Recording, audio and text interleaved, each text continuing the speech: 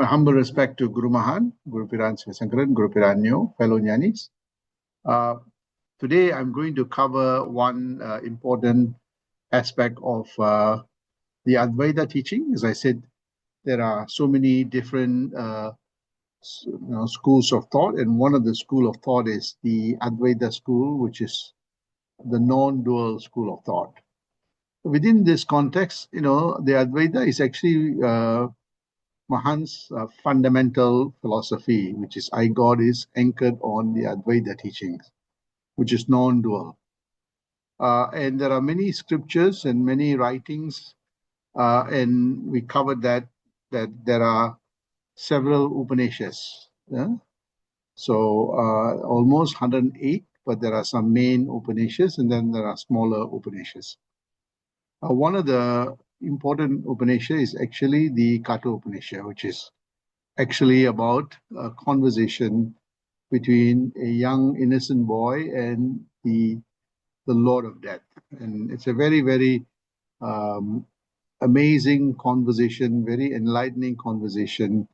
For me, it is even before I could understand Mahan's I got philosophy, this is one of the very few scriptures that actually helped me understand that teaching. So for me, this is one of the important basis or basic knowledge of the Advaita teachings. So here again, why am I covering this? Mahan did say that stay in your own religions and attain mukti. So this statement really was reverberating in my mind. And I've heard a lot about the Advaita school of teachings, and I thought, okay, let's do a little bit more research. And I embarked on this very, very long time ago to see what is in our own religions that speaks about this. And true enough, there is some really gems of messages that slowly nudges our mind towards the state of enlightenment. So here again, Mahan and other great saints and sages have tried to, understand this. So here he says that if a Vedantist realized the meaning of what he studied, he may shine as a learned luminary. So whatever we study, if we go in depth with introspective mind, contemplation, reflection, research, you see our understanding becomes better. So I pick up two verses from the Katha Upanishad. It talks about the self is subtler than the subtle, greater than the great. It dwells in the heart of each living being. He who is free from the desires and free from grief, with the mind and senses tranquil, behold this glory of Atman. Atman here is actually your big I, or that divinity, or that God realized state. So again, there are other aspects of, you'll see when we cover, that covers this spiritual knowledge of how this self, though we can read about it, we can try to intellectualize it, but or by listening to people, one who actually goes within themselves, it's only when they do that it'll reveal this truth. You have to have an idea of what it is, but Mahan gave a method to get there, right? So again, I will speak about this. So as I said, this scripture will be put in the context of how I saw Mahan's teaching. It's not just a kind of a intellectual discourse. Yes, we need to understand it, but understanding must translate into practice and realization. So here I say that this is a conversation that it's a very enlightening conversation between a pure minded person and the Lord of Death. What we learn about death, if we know death really well, we learn to live very well. So this is what, for me, was this really amazing scripture. It became a core to everything that I do, as a living being, as a family person, as a householder, as a professional, and also as a community person. So I want to take you through this journey of evolution of the human mind, and you'll see at the end, the finale is fantastic. I'm not going to rush into this scripture because there's a lot of gems and nuggets of knowledge at every discussion. So I'm going to try to tease out as much as I can. I've also given you the book that we will be following. And from time to time, I'll tell you should read this before I start the satsang so that it's easier for you to, contextualize. And I don't have to go verse by verse. I'll just go to the essence of those, pages that are very important. So normally, whenever we start something like this, there is an invocation, right? So in the Katha Upanishad, there is a very important invocation that, those days when great saints and sages, they sit down with their disciples. Normally, it is in the jungle or place that, quite, dangerous, in a jungle or place. So here, the invocation starts off with a blessing that may the Lord protect us both, because we will be in intensive discussion, and we may be distracted from the things around us that can harm us. So here, the invocation is that may Brahman here, the Lord protect us both, the teacher and the students equally, right? So here, what it's saying here is that it is telling us while we're having this discourse, it protect us to stay focused, not be distracted by the things around us or things that have manifested in our lives. We also see the invocation also say, may he enable us to share the benefits of learning equally. So the guru and the disciple learns equally. As a matter of fact, when the guru teaches, the first learner is actually the guru itself, because it reverberates and there's a learning before it's imparted.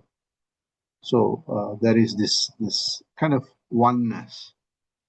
May we be equally strong to grasp the meaning of the learning. So what is this invocation is saying is that may we focus and introspect and deepen the understanding of this knowledge together. So there is this intensity between the guru and the disciple, right? So there is that strong spiritual and knowledge osmosis between the guru and the disciple.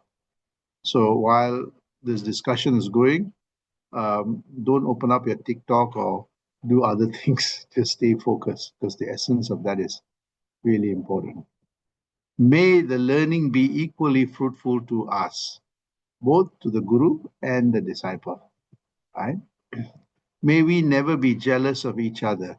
So here the invocation says that don't allow any negativity or blemishes to come between the knowledge, the knower, and the seeker of that knowledge. Peace for oneself. Without peace, you see that the clarity of thought is not there. Without peace, the mind will be distracted. Without peace, the intellect would not be sharp enough to absorb that knowledge. So peace for oneself, peace for the environment, the things around us. There is calm and sublimity. There is no ferocious animals that could harm us. There is no ferocious mindset and people that disturb us, right? Peace for the animal world. So it's saying that may all of them be peaceful, so that they enable us to uh, become more deeper to this understanding of this knowledge. So here it says that, the invocation is in Sanskrit, the English translation is there. So I want to start today's satsang with this invocation, that may there be peace between all of us, so that we have that peace reverberating in our mind that enables us to have the clarity of thought. The clarity of thought intensify our curiosity to know more, and that curiosity enables us to go deeper to understand this knowledge that we're going to learn over the next few weeks.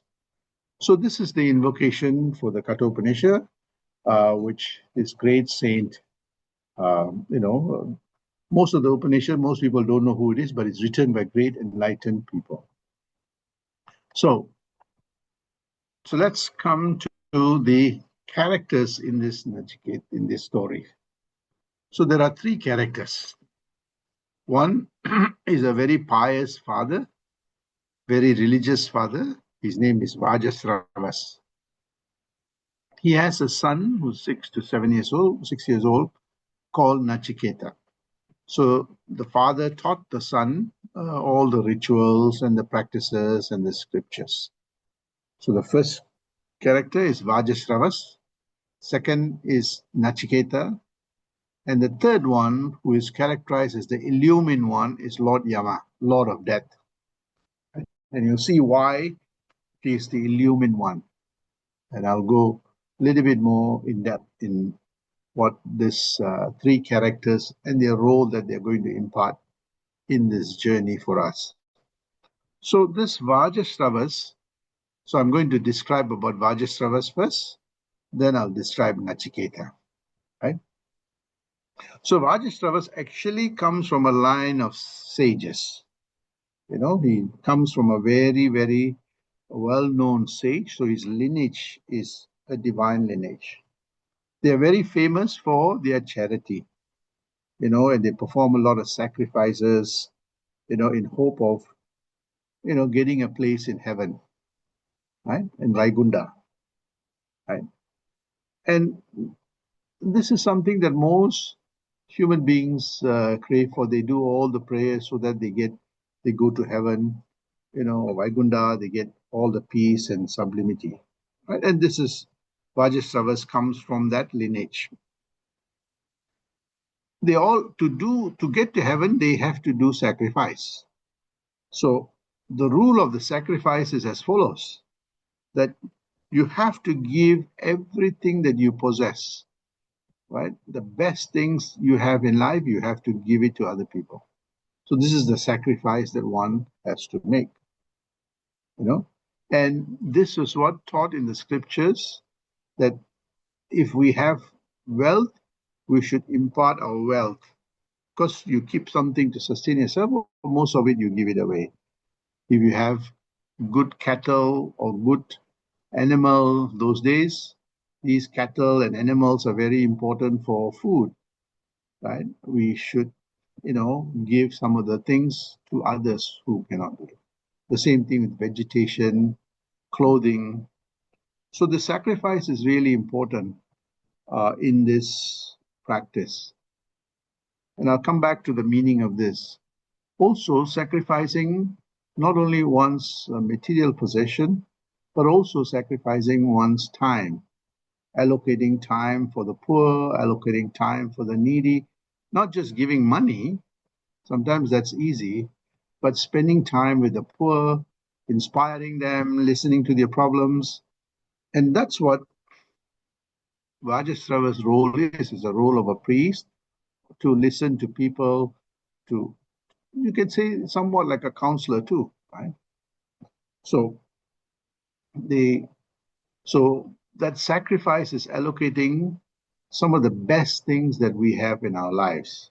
Maybe it's material possession, maybe it is education and knowledge, maybe it is our time. So this was taught to the Vajasravas, taught this to Nachiketa, a very studious boy that actually learned everything that the father was teaching. Right? So this lineage continued. Now I'll come back to what this. So in all our lives, we have been bestowed with many things, right? Good education, good parents, good values, good education, maybe good job, good earning potential, and sometimes we have a lot of time for, entertainment, time for rest, time for a lot of leisure time. Not many people have that. And sometimes we have the knowledge to help people. So here it is that it is saying that the blessing is given to people. So what this in the first is that we are all blessed. How much do we share that blessings, right? Mahan's blessing was that he got this knowledge and he gave the best of this knowledge to everybody. So here it is that we're going to see the character of Vajasravas and Nachiketa. So Nachiketa learned from his father that sacrifice must be done properly, for one to really attain that mukti or enlightenment, right? So there comes, so that he listened, he watched his father very, very carefully, right? So one is a father who's very, comes from a very, saintly, pious family, and the son is from that. So he learned this from the father. So the sacrifice was to take place. This very important sacrifice, Visvajit sacrifice. That means you have to, at least once a year, you accumulate many things, because as a priest, as a someone who's in this role, people give you many things. They'll give you cows, they'll give you food, they'll give you clothing, they'll give you money. So it is said that, at least once a year or twice a year, you have to give it back to the community, particularly the poor. And that is the rule. So you're supposed to perform this sacrifice, which is to give away everything that he possessed, and to the people that do not have this. So, because the scripture says that if you did this, then you'll be guaranteed a place in heaven, right? So Nachiketa watched. So the father was supposed to, this day came in for the sacrifice, so he started watching the father very, very carefully.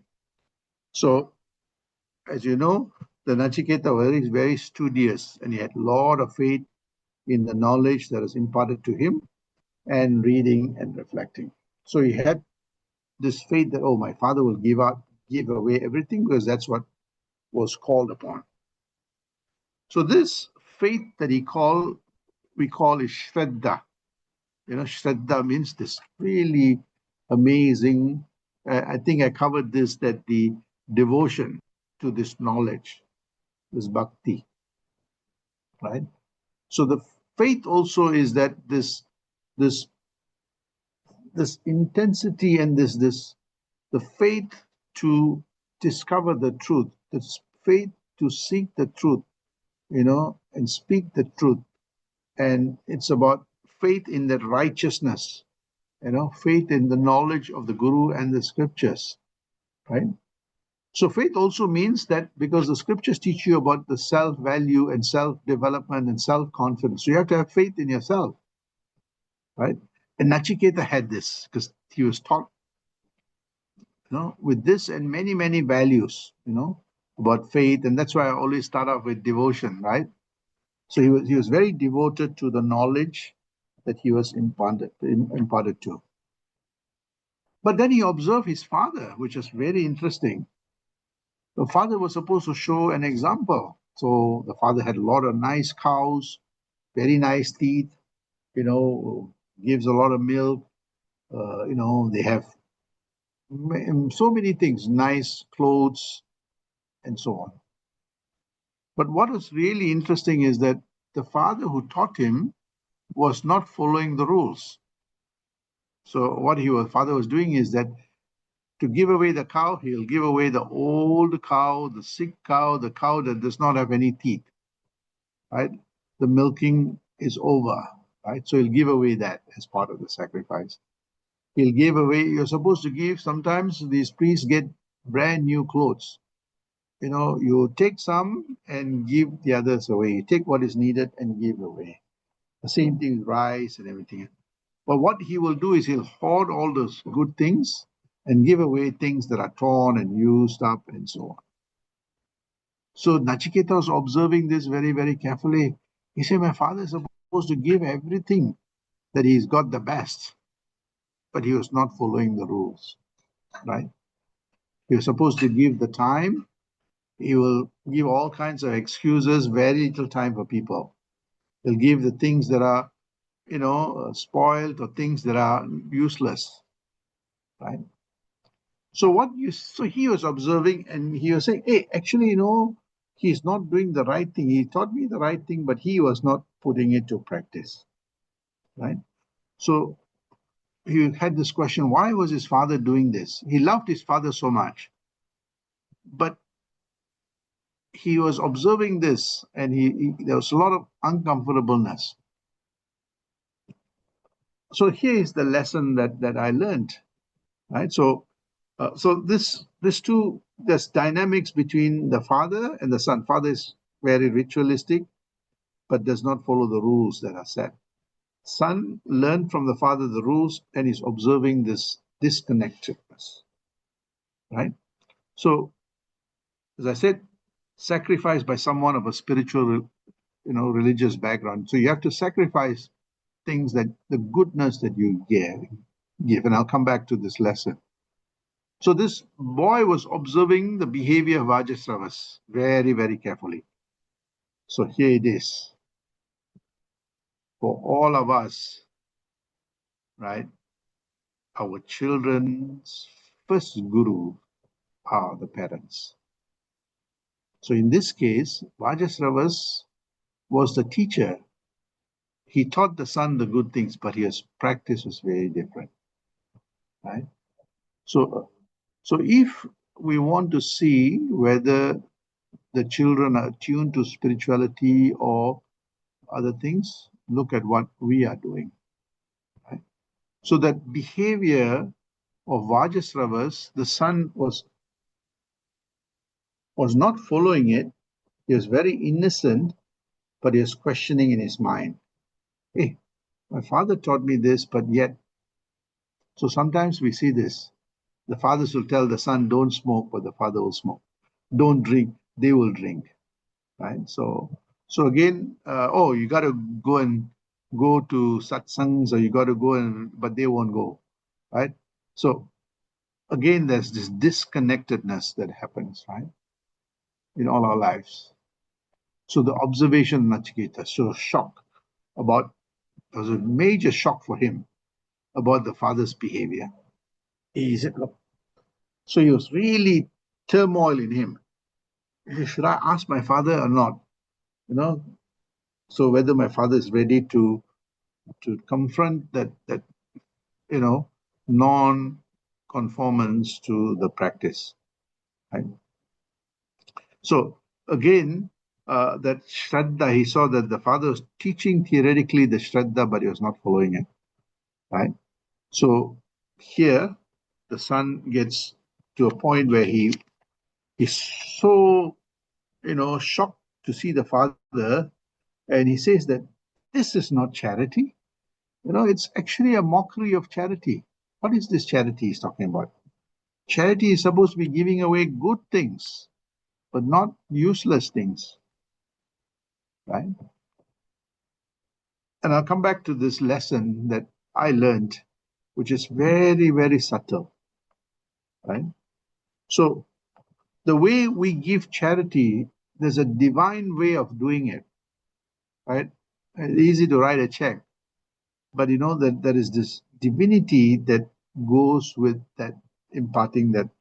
And this is what, with a lot of humility and respect, right? So this charity is essential component of this spiritual or religious act. They say that without this sacrifice, all our religious pursuit is incomplete. What is the sacrifice? Right? The goodness that we give it back. Right? Whether it's material, whether it's inspirational, whether it's words, whether it's comfort and time, right? So he says that I don't see this in my father. He has very little time for anybody. He gives them useless things. He'll collect all the good things. He'll hoard it, right? So he was thinking to himself that the father is not following the scriptures. What would that punishment be? So he was very worried for the father.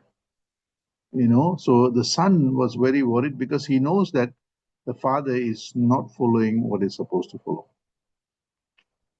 So he is supposed to give everything. So he thought to himself very carefully, right? So he questioned the father, questioned by Nachiketa to the father. He said, why are you supposed to give good things? That's what you taught me, right? But this is not what it is. Then he asked this question. He knows that the most precious thing for the father is the son, right? So maybe he thought that maybe he would give the most precious things. So maybe the cows are not so precious. So he said, maybe he was still reconciling in his mind that maybe the scriptures say you got to give the best thing. Maybe the cow is not the best thing. Maybe I am the best thing. So he asked the father, I'll give him the benefit of the doubt. Maybe I am the best thing. So he asked, who will you give me to? Right? To whom will you give me? Because many people come, right? So he kept asking the father, who would you give me to? Because you're supposed to give your best things. Here it is, right? For me, this statement was a very profound statement, right? I'll come back to the statement again when I cover the lessons that I learned from this, right? So the father didn't hear the first time, ignored it. Uh, he repeated it again. Again, he ignored it. He kept repeating the third time, right? So the son said, actually, you're violating the condition or the practice of charity, right? This is harmful for you and all the lineage after that, right? So he started questioning the father and he says, look, if I am the best, who would you give me to? So the father got really, really offended, right? Off the cuff, he said that, I will give you to the Lord of Death. In Tamil, sometimes we say it in a more harsher way, right?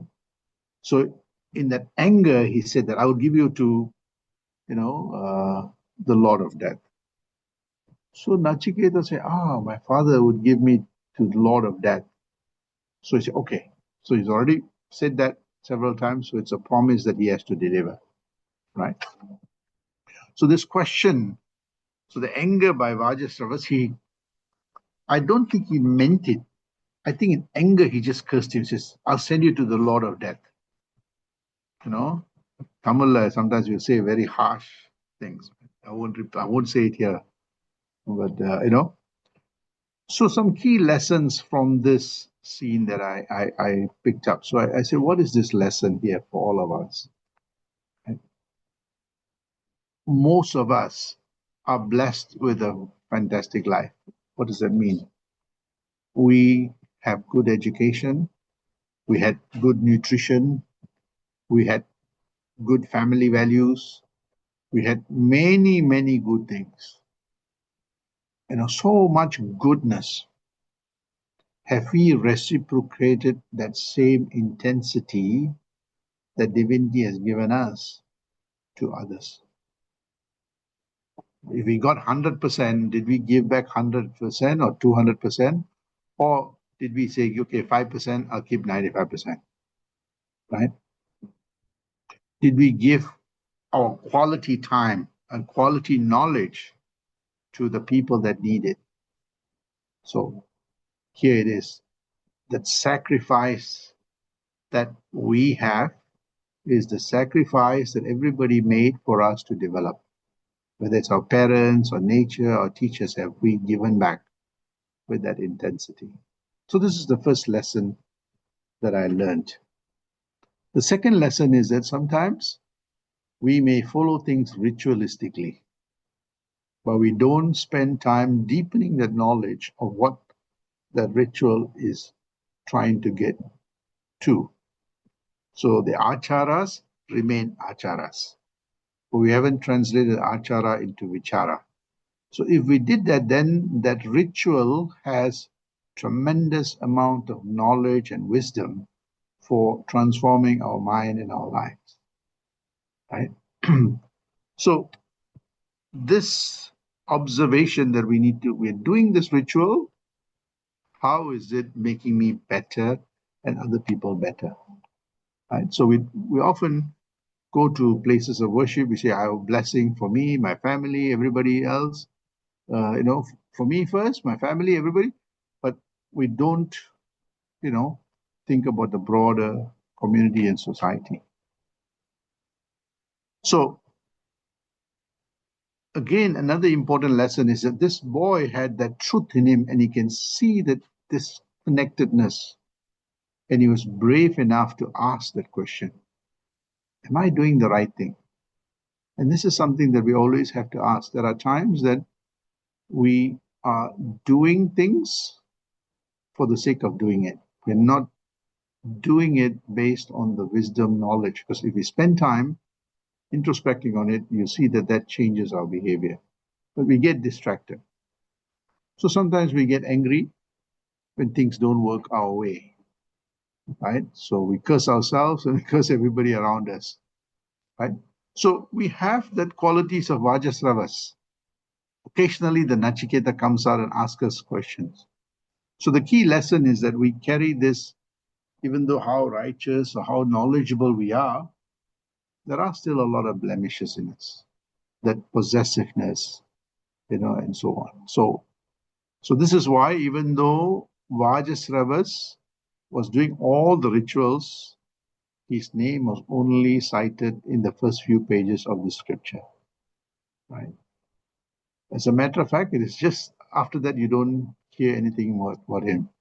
This is what happens to people's lives that are, just think about the material things, and the life will be as fleeting as the material life. Whereas Nachiketa had a much more deeper,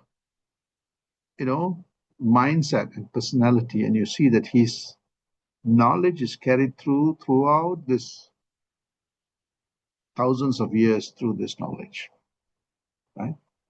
So this is something that we see. So the first lesson I learned is that in this, it starts off with this notion of devotion to searching the truth, devotion to that wisdom, knowledge. If you had that devotion, you see that every other knowledge, whether your professional life, family life, everything will work out really well, because that's what the anchor becomes. Otherwise, you're always grappling with it. So that is the key lesson that I learned from this first part. So let's move on to the next one, which is actually, so here it is. The father then curses him and sends him, say, you go, in English, you say, go and die, or go to the Lord of Death, right? So he literally took it, yes. What? So even then, he was thinking in a positive way, because he says, maybe I'm the best, and that's what my father is giving away. So he said, okay, I will do that. I will go to the Lord of Death. So, and this is a very profound thing, because my father has said for me to go to the Lord of Death. I am going to do that, right? So here he goes to the next part. The next scenery is very important. So the next scenery is that, okay, the father then regrets, oh my God, I said something that I was not supposed to say, but it was already too late. The son said, look, you've already said, I'm going to go. So the next scenery also is so important. So Nachiketa goes to the home of the Lord of Death. And it happened that during that period was a period where there was a massive war going on. Many people were dying, and Lord Yama was going there to manage that slaughter so that he can bring back all the dead people. So it was a big job. So he went away. Of course, you have to think about this as the saint that wrote this is trying to get to a particular point here. So don't literally take it. So Lord Yama was not there in the home. So, but the point is that Nachiketa actually was sent to meet Lord Yama. And this is a very important point, that even though Lord Yama was not there, kept waiting for 3 days. Lord Yama didn't come for 3 days. He kept waiting. So the guards came and said, look, you're a little boy, you want to come in? He says, no, I'll stay out here. Would you like some water or food? He said, no. Would you like some rest? He says, no. I am just waiting for the Lord of Death. So kept waiting for 3 days for Lord Yama to come. Right? Very interesting. I hear sometimes when the Guru is not there, the disciples don't come. Even when the Guru is there, disciples don't come either. So it's very interesting that he, even though the Guru for him, you'll see later on, Lord Yama becomes the Guru, he waited for him for 3 days, full days, without sleep, without food, without any drink. He didn't want his mind to be distracted. Lord Yama comes back from this war and he asks, the guards say, there's somebody waiting for you, right? It's very interesting. Lord Yama says, somebody waiting for me? Most human beings don't want to come. We have to drag them here. They have this clinging to this material world. The moment the conch of the death comes, they'll be holding on. They'll be saying all kinds of mantras. They'll be saying they don't want to let go. Right? And you're telling me that this boy came voluntarily? So Lord Yama said, check and see whether it's his time or not. So his guards went and saw, no, it's not his time. He said, I am really surprised. Here is a boy, not his time, but yet he walked up to my palace. I have many people who enjoyed life so much, are so scared to come. They don't want to let go. So he was very curious. Who is this boy? Right? So he quickly came and he saw this boy. And he asked, who are you? He says, I am Nachiketa, son of Vajasravas. Oh, you are a Brahmana? Brahmana here means someone who's divine. And he saw that divinity, in this little boy. He says, he told his God, it's a sin to keep a Brahmana waiting, a divine soul waiting, the divinity waiting. Even Lord Yama, who is all-knowing, know that it is a sin to keep the Brahman waiting. Right? I'll give you what this lesson is. For me, this was a very profound. I had to think very deeply why this is the case. How come, the Lord felt so bad that he kept this little boy waiting, and somehow no food, no sleep, no place of comfort, and the boy was just sitting quietly waiting for him. Right? So he says, Yama felt really bad. He says, I have committed a sin, right, by keeping a Brahmana waiting. So here it is. So here, something I learned. Who is this divinity? That divinity, he's saying, is that when we keep the divinity waiting, it is a sin. So what do ordinary human beings do? They do everything in their lives, but have very little time or no time for that divine immersion with that divinity. Maybe 10 minutes they put the vibhuti and run. Or maybe a few things that they do, whatever they call it, right? So what yama and the scriptures tell us here is that as long as we keep the divinity waiting, it is a sin. Sin here is the unillumined nature of our personality. So does that mean we always have to think about God, the divinity? Yes, we have to think about God, the divinity, but more importantly, not to forget it, we divinize everything. And that's the only way we're always in the state of divinity. So Lord Yama said, we have committed a sin and we have to atone for the sin. Right? So he asks, I have committed a sin. I am the Lord of this house. I have committed a sin. Right? For me to atone it, I have to make you happy. I want to give you 3 boons. So Lord Yama then says, look, I'll give you 3 boons and hopefully it satisfies you and that I can atone for my sin. See, even the Lord, right? So as long as we keep our divinity waiting, we are in a state of sin. So here, you see, there are a few key lessons in this scene that for me was very profound, right? The father said, I will give you to the Lord of death. Whether he meant it or not, this boy took it as a gospel truth. He said, I am going. Interestingly, that he was innocent, right? And he was innocent, the purity, helped him to not be afraid of Lord Yama. So this is something I learned, that when you are pure in your heart, when you have divinity, you are not afraid of anybody, including death. Right? Well, that is the first lesson I learned. So this boy was so innocent and pure, he was standing in front of Lord Yama.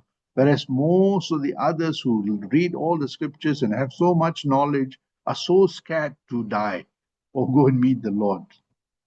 Right? And he waited. He had the patience to wait. The Lord is not there. He had the patience to wait. This was very profound. There are days that we meditate. There are days that we have that spiritual union. Nothing happens. Nothing happens.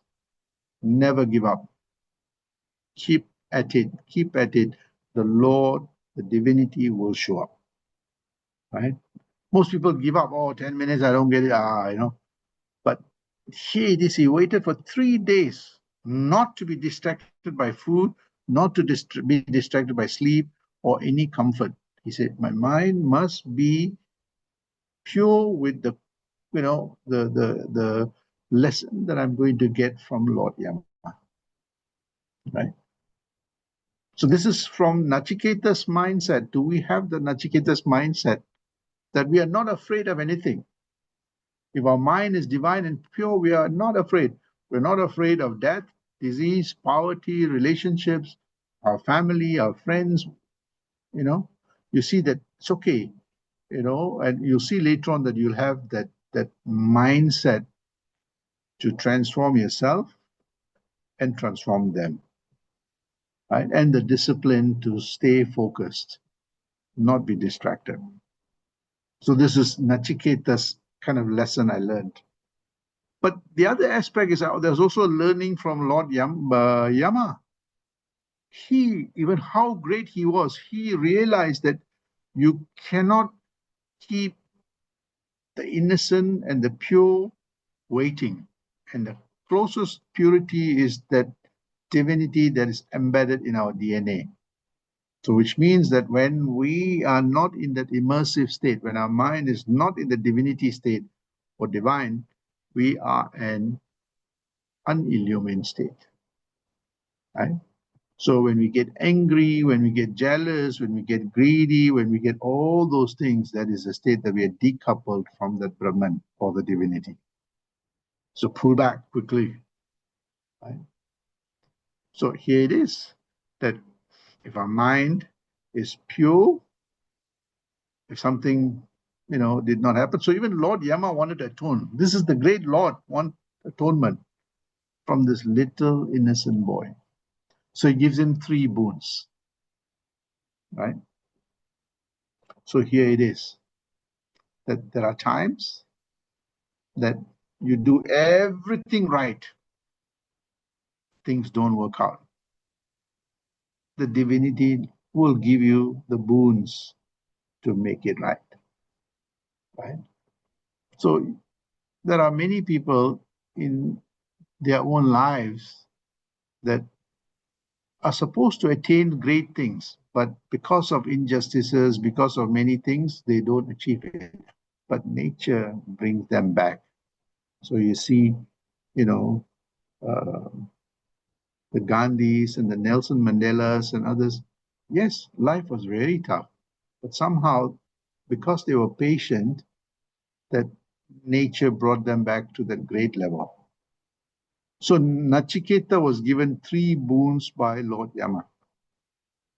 So if we had a mindset like Lord Yama, the divinity will bless us with 3 boons. You see, for me, when I heard Mahan's story, how he had that intensity to know the truth. Somebody came and said, okay, I will show you. Right? So the lesson began there. So this is the lesson that I learned, the small nuggets that in my mind. Am I like Nachiketa? Am I like Vajastravas? Am I afraid to meet the Lord of Death? If I was meeting the Lord of Death, what would I ask him? Right? So the question I want to leave all of you all is that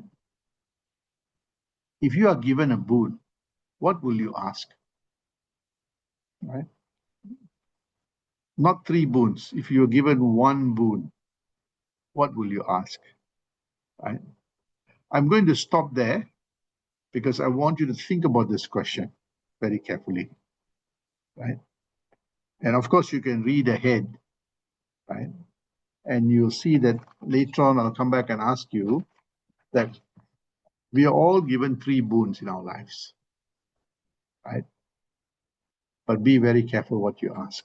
So I want you to reflect back. What is it that if you are given, if you appear in front of Lord Yama or any other Lord, say, ask me whatever you want.